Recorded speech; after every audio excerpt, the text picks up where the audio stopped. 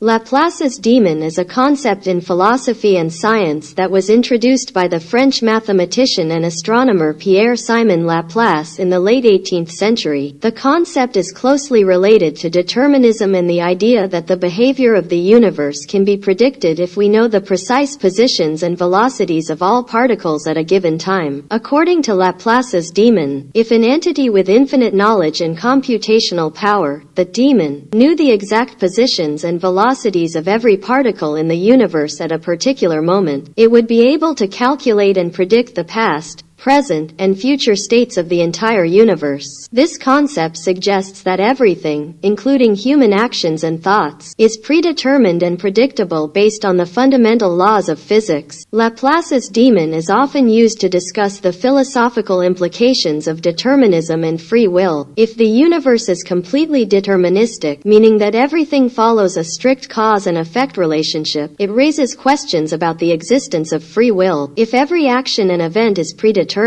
then it could be argued that there is no room for genuine choice or agency. However, it's important to note that Laplace's demon is a thought experiment and not a proven scientific theory. In reality, predicting the behavior of complex systems with numerous interacting particles, such as the entire universe or even human society, is incredibly challenging due to factors like chaotic behavior and quantum uncertainty. Modern physics, particularly quantum mechanics, suggests that the universe is not entirely deterministic at the fundamental level. Nonetheless, Laplace's demon continues to be a subject of philosophical debate and speculation about the nature of determinism, free will, and the limits of scientific knowledge.